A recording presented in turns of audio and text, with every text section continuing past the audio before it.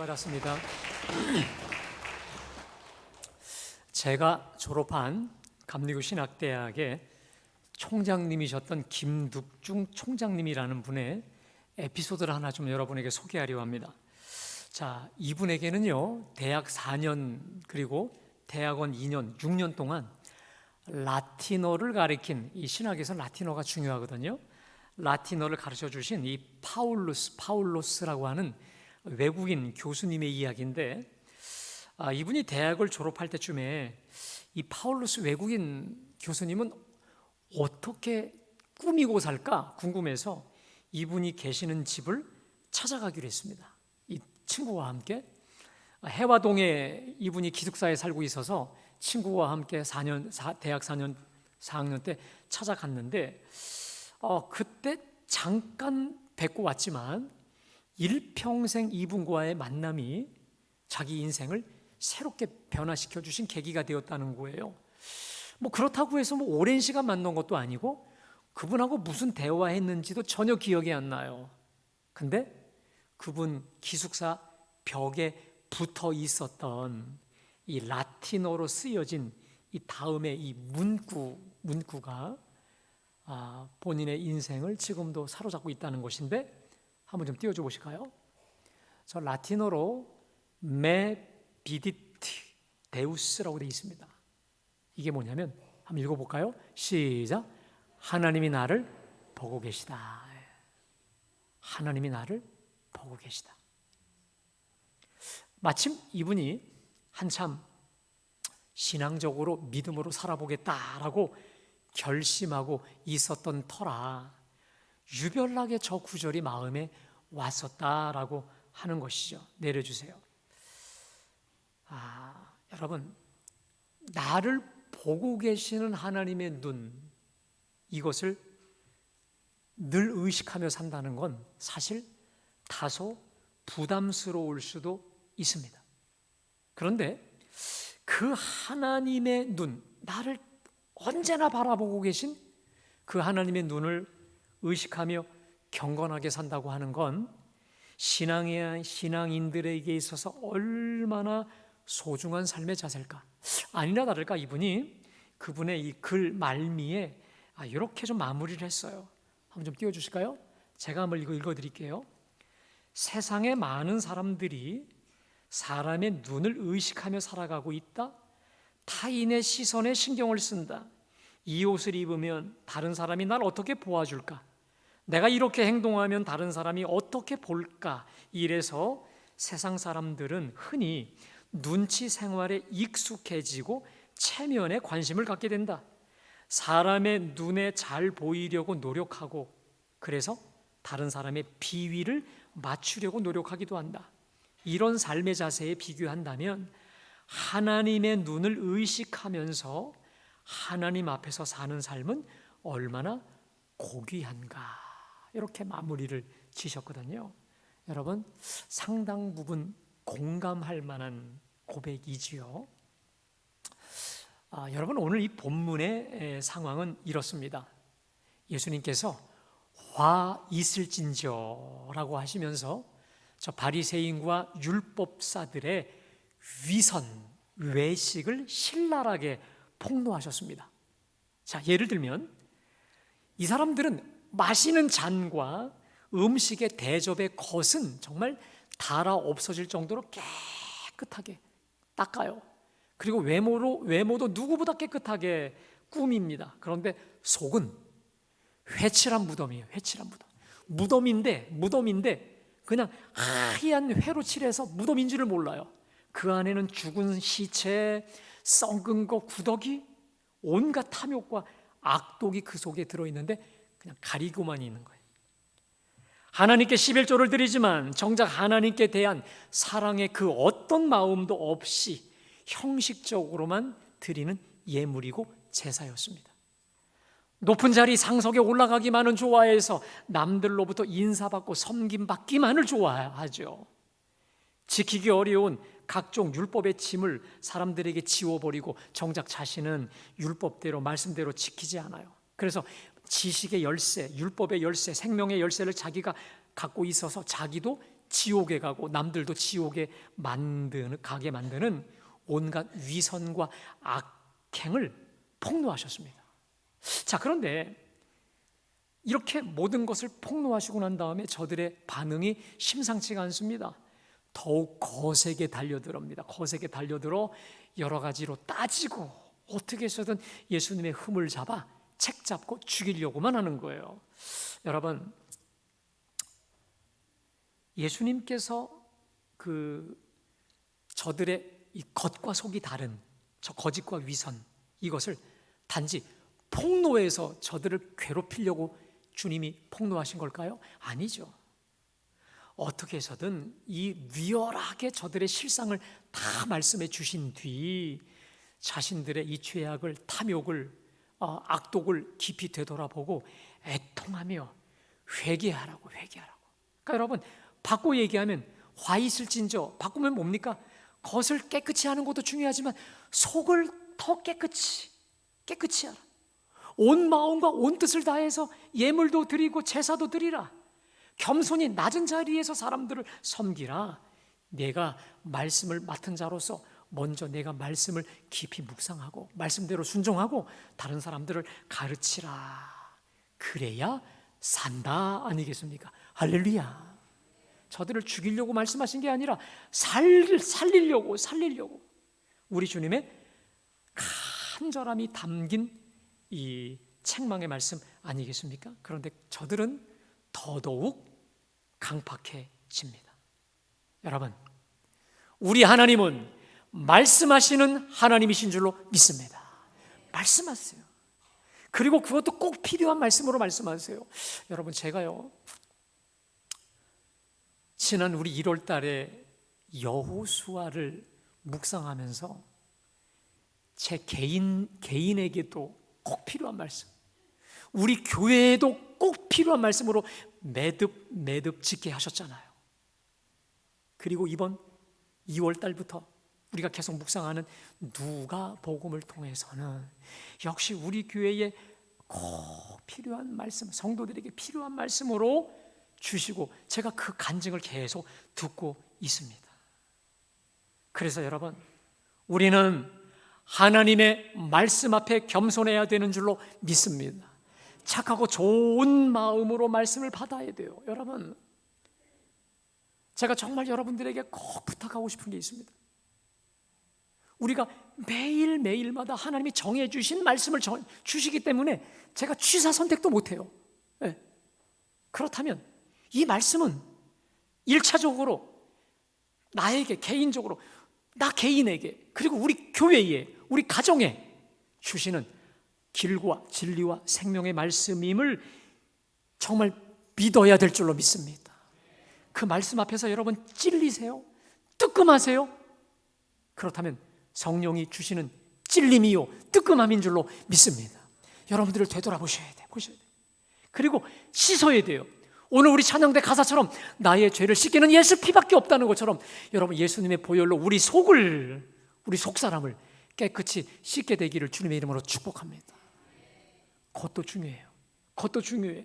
그러나 더 중요한 것은 우리 속이 겉도 결정한다는 것을 여러분들이 기억하시기를 축복합니다. 씻고 돌이켜야 된다는 것이죠. 여러분, 저 바리새인들에게 선포하셨던 화 있을진저, 이 위선자들아, 겉과 속이 다른 이 선자들아, 하나님을 향해 마음 없이 예배하고 마음 없이 헌문하는 자들아, 섬기기보다 섬김 받기를 원하는 자들아 하면서 그 주신 화 있을진저, 여러분 2000년 전에 그들에게만 주신 겁니까? 오늘 우리에게 주신 말씀 아니겠습니까? 그래서 여러분, 다윗도 자신의 이중적인 위선적인 모습을 탄식하면서 그가 늘 이런 기도했잖아요. 여러분, 이게 우리 모두의 기도가 되어야 될 것 같습니다. 자, 51편 띄워주실까요? 우리 다 같이 봉독합니다. 시작.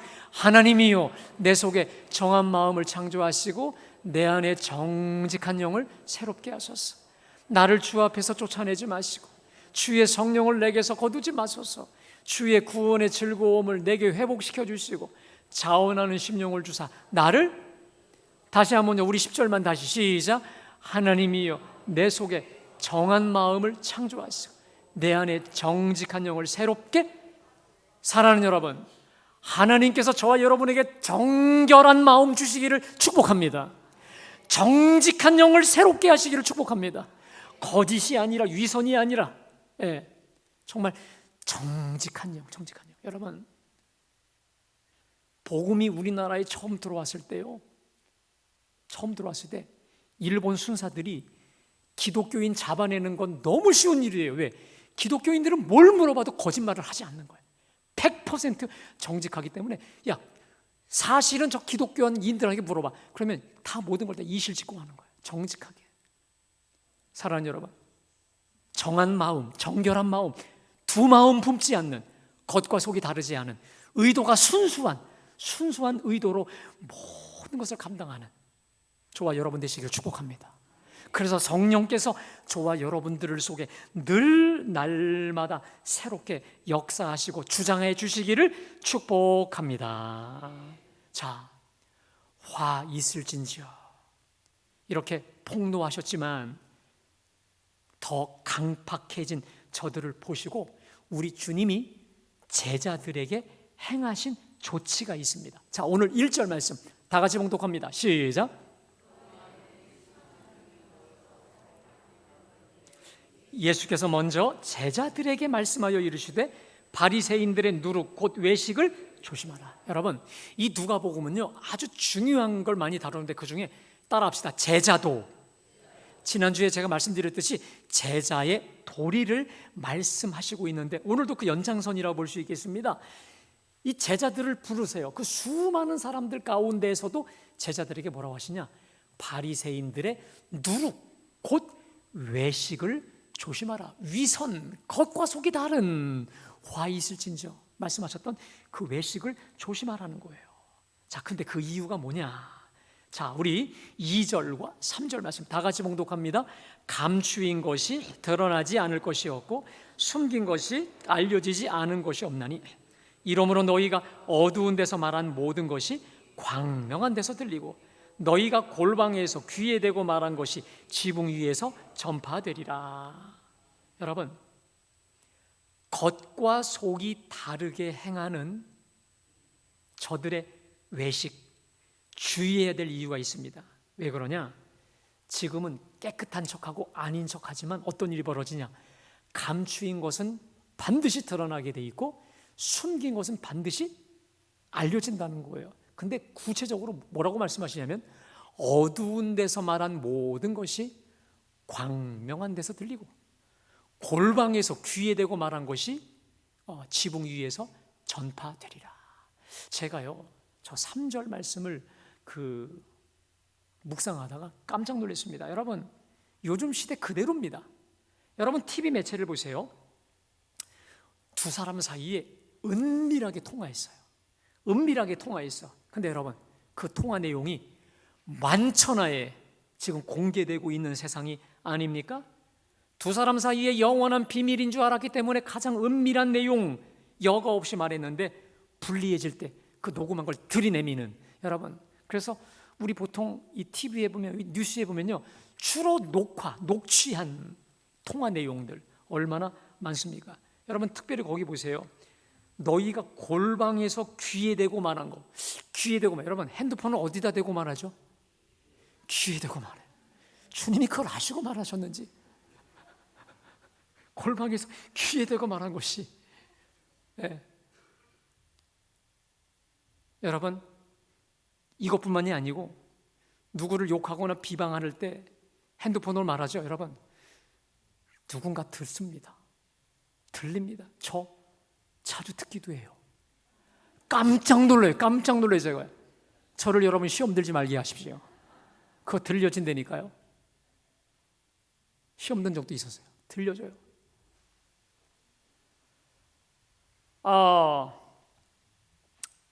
그러면 다시요. 다시 말씀드립니다. 감추인 것은 반드시 드러나게 됩니다. 믿으세요? 감추인 것 반드시 드러나요. 그 다음 숨긴 것은 반드시 다 알려지게 돼 있습니다. 왜 그럴까요? 왜 그럴까요? 하나님이 불꽃 같은 눈으로 숨긴 거, 감춘 거 다 보시고 들춰내기 때문인 줄로 믿습니다. 이런 말이 있죠. 사람을 한두 번은 속이지만 세 번은 못 속인다는 말이 있습니다. 예, 맞아요. 계속은 못 속여요.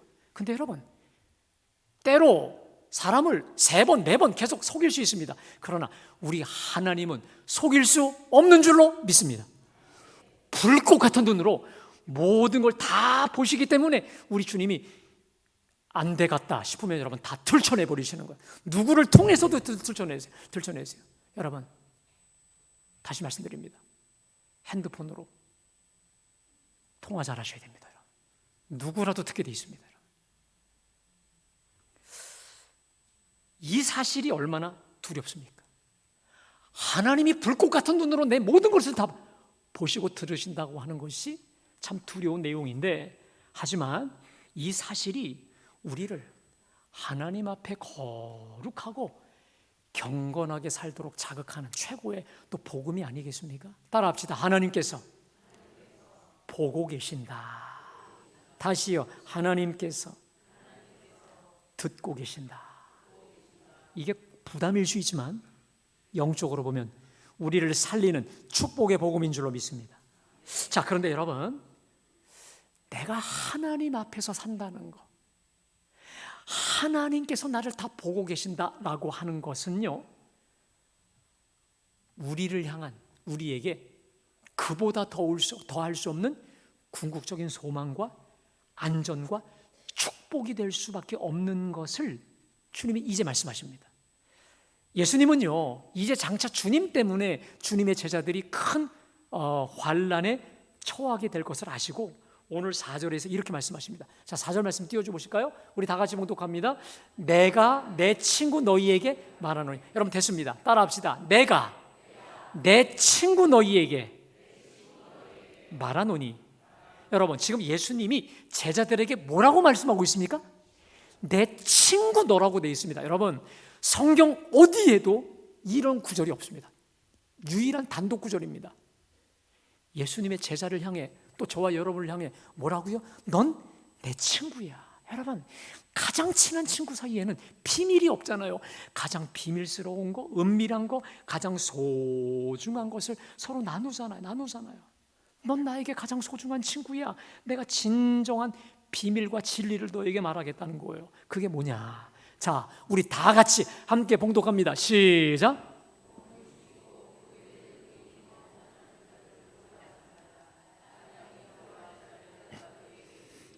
곧 죽인 후에 또한 지옥에 던져넣는 권세 있는 자를 두려워하라. 내가 참으로 너희에게 이르노니 그를. 자, 여러분, 저기 맨 윗구절에 보니까 두려워하지 말라. 우리가 두려워하지 말아야 될 대상을 이야기하고 맨 마지막에 그를 뭐하라? 그러니까 여러분, 우리가 주님의 제자들은 두려워하지 말아야 될 대상이 있고 정말 두렵고 무섭게 떨어야 될 사람이 있다는, 존재가 있다는 거예요. 그게 누구냐? 보세요. 먼저 몸은 죽이고 그 후에는 능히 더 못하는 자들을 두려워 말라. 누굽니까? 세상 권세자들. 세상 권세자들이 아무리 너희를 박해하고 핍박하고 죽이려 한다 할지라도 두려워 말라는 거예요. 기껏해야 저들은 너의 몸 이상 건드릴 수 없다는 거예요. 그러면 마땅히 두려워할 자가 누구냐? 내가 너희에게 보이노니 곧 죽인 후에 또한 지옥에 던져넣는, 따라합시다, 권세 있는 자. 진짜 무섭고 권세 있는 자를 두려워야 되는데 참으로 너희에게 이르노니 그를 두려워하라 라는 거예요. 여러분, 이게 무슨 말입니까? 세상 권력자의 권한은 기껏해야 너의 육신의 생명까지만 주관한다 이거예요. 그러나 하나님은 우리 육신뿐 아니라 영혼까지도, 오늘의 삶뿐 아니라 죽음 이후의 삶, 쉽게 말해 지옥과 천국까지, 영생과 영멸, 영원을 주관하시는, 따라합시다, 가장 권세 있는 자, 그를 두려워하라. 그를 두려워하라. 그러니까 너희 생명을 위협하고 겁박하는 자들은 두려워하지 마라. 내가 참으로 두려워할 자를 너희에게 말하노니 두려워할 자 바로 하나님만 두려워하라 이거예요. 할렐루야. 자, 그러시면서 아직도 이 말이 잘 이해가 되지 않는 제자들을 위해서 누구나 다 이해할 수 있는 예화를 두 가지로 듭니다. 자, 우리 누가복음 12장 6절부터 7절입니다. 다 같이요. 참새 5마리가 두 아사리온에 팔리는 것이 아니냐? 그러나 하나님 앞에서는 그 하나도 잊어버리신 바 되지 아니하는도다. 너희에게는 심지어 머리털까지도 다 사신 바 되었나니 두려워하지 말라. 너희는 많은 참새보다 더 귀하니라. 여러분, 지금 보니까 참새가 나왔죠? 그 다음에 머리털까지도 나왔습니다. 그 당시에 여러분, 참새는요 5마리의 두 아사리온에 팔렸다고 합니다.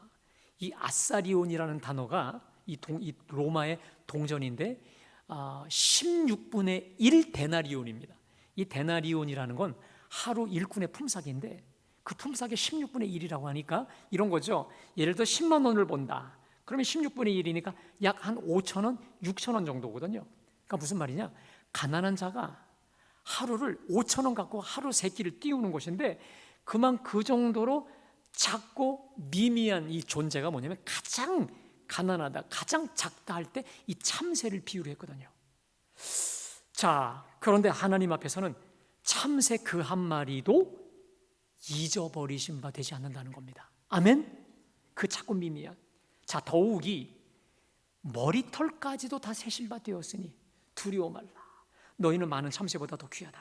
여러분, 참고로요, 지금 여러분들이 착용하고 계신 머리털 맞죠? 비유가 좀 맞나요? 착용이라는 표현 맞나요? 몇 개인 줄 아세요? 세보셨나요? 제가 세보진 않았습니다. 자료를 찾았습니다. 머리털 몇 개인 줄 아십니까? 작으면 8만 개, 좀 저처럼 머리숱이 많으면 12만 개.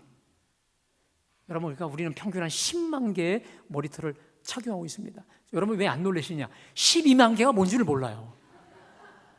제가 여러분에게 예언합니다. 이거 세다가 여러분 죽습니다.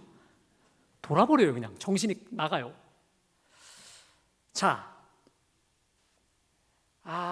우리 주님이 주시고자 하는 말씀이 뭘까요? 가장 미미한 참새 하나도 내 허락이 없이는 떨어지지 않고 내가 기억한다. 이게 무슨 말입니까? 내가 가장 아끼고 사랑하는 내 소중한 친구야. 널 위협하고 해치려는 자들 때문에 두렵니? 너에게 닥칠 미래와 앞으로 펼쳐질 일 때문에 걱정되니? 걱정하지 마. 겁내지도 마.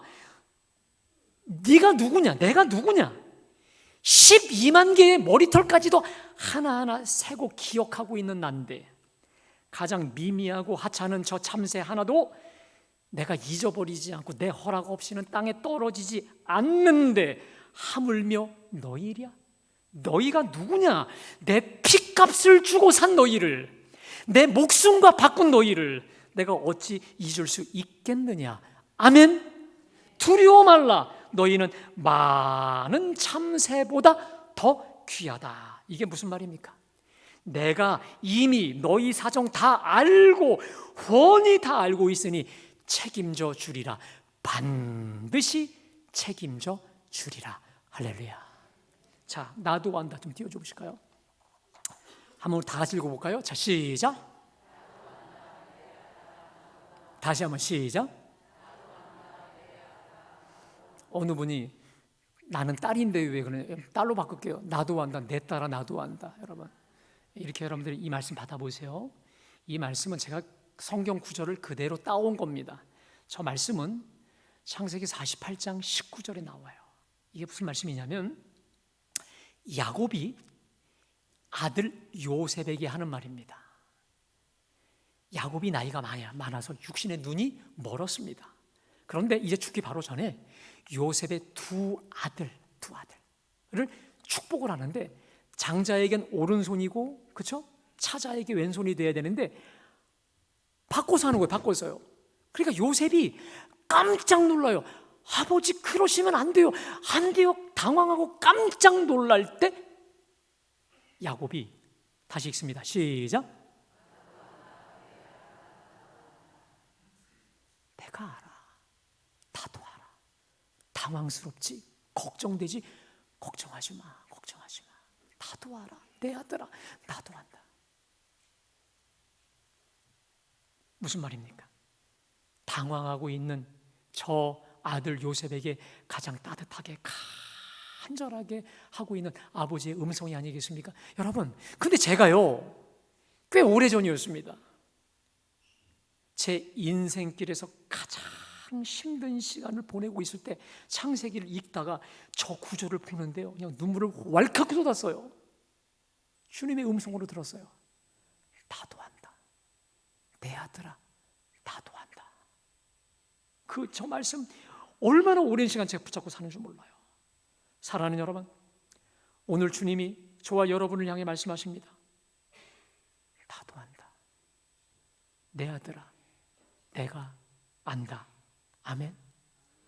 너 지금 두려워하고 있지. 너 지금 불안해하고 있지. 내가 알아. 내가 정말 알아. 내 아들아, 내 딸아, 내가 알아. 여러분, 이 짧은 말씀이지만 여러분 개인에게 주시는 하나님의 음성으로 듣기를 주님의 이름으로 축복합니다. 자, 그렇다면 우리 하나님은 내가 안다 하셨어요. 나도 안다. 어느 정도로 면밀히 촘촘히 안다고 말씀하시는 겁니까? 자, 우리 심지어 다 같이 시작. 여러분, 우리 예수님도 머리털 하나하나 세신다고 하니까 이게 너무 좀 심하다 싶으셨는지 앞에다가 뭘 붙였어요? 심지어 머리털까지 다 세신 바 되었다. 예. 여러분, 저 보통 한 달에 한 번 이발하는데 여러분, 우리 보통 머리 자른다고 하잖아요. 그렇죠, 여러분? 맞습니까? 이거 자르는 게 아니라 머리 자르는 거예요. 머리카락 자른다고는 안 하죠. 그냥 머리털, 뭐냐면 머리털 자른다 이렇게도 말해요. 근데 이렇게 또 말 안 하죠. 저 머리카락 몇 개 잘라서 이런 말 안 하죠. 그러면 그건 정신병자잖아요. 근데 여러분, 우리로 표현하면 우리는 그냥 머리 잘라서 말하는 것인데 우리 주님은 이런 거예요. 너 머리카락 몇 개 잘라서까지 우리 주님이 다 세신다라고 하는 거 아니겠습니까, 여러분? 자, 결국 심지어 머리털까지도 다 세신 바 되었다. 여러분, 제가 이 구절을 그동안 좀 쉽게 생각했다가 이번에 말씀을 많이 묵상해요. 한번 따라 할까요? 심지어 머리털까지도 다 세신 바 되었나니. 이게 무슨 말씀인가요? 주님이 우리를 아시는데 어떻게 하신다는 거예요? 완벽히 하신다는 거죠. 맞습니까? 나를 완벽히 하신다는 거예요. 더 말씀드립니다. 내가 나를 아는 것보다 하나님은 나를 더 잘 아시는 줄로 믿습니다. 여러분, 제 경험과 오늘 우리 하나님의 말씀은 이겁니다. 하나님은 나를 나보다 더 잘 아십니다. 믿으세요? 하나님은 나를 아시되 내가 나에 대해 아는 것보다 더 섬세하게, 더 면밀하게, 더 촘촘히, 아예 그냥 완벽히 하신다는 거 아니겠습니까? 아멘. 그래서 내가 알지 못하는 나만의 비밀, 볼 수 없는 상처, 내 안에 진짜 문제까지도 나보다 나를 더 잘 안다라고 하는 것이죠. 네, 여러분, 이 고백이 맞는 게 제 간증을 드립니다. 제가요, 철야 기도 때도 그렇고 하나님께 이번에는 요 기도를 드려야 되지 하고서 기도를 시작했어요. 그러면 방언으로 기도하고 계속 기도하다 보면 나는 이 문제가 시급한데 주님은 이 기도를 못하게 하세요. 우리 집사람하고도 이런 얘기는 많이 나눴어요. 오늘은 내가 이렇게 기도하려고 작정했는데 주님이 시키시는 기도는 여기라는 거야. 네. 여러분, 우리 그런 거 아세요? 내가 나를 잘 아는 것 같이 여러분 생각하지만 완벽한 착각일 때가 얼마나 많은 줄 모르십니까? 어쩔 땐 내가 가장 나를 모르는 때가 너무도 많아요. 여러분, 그래서 우리가 문제가 생겼을 때 그 문제 가지고 혼자 고민하고 혼자서 낙심하지 말고요, 일단 주님께로 나오면 그 문제를 진짜 근본으로 풀어주시기도 하지만 여러분, 사실은 그거보다 더 중요한 문제를 하나님께서 근본에서 우리를 만져주시고 치유하시고 해결해 주실 때가 더 많은 줄로 믿습니다. 자, 어제 토요일 밤에 청년 집회가 있었습니다. 감리교 신학대학의 소요한 교수님을 모시고 은혜로운 집회를 가졌는데 사실 강사를 기도원에서 집사람하고 우리 둘이 정했어요. 그래서 이제 불렀는데 왜 부탁을 했냐면 요즘에 하도 시국이 복잡해서 좀 우리 한국 교회사를 중심으로 해서 좀 제대로 된 역사의식도 관련해서 좀 심어주면 좋겠다. 제가 부탁을 했습니다. 그렇게 강의 좀 해달라고.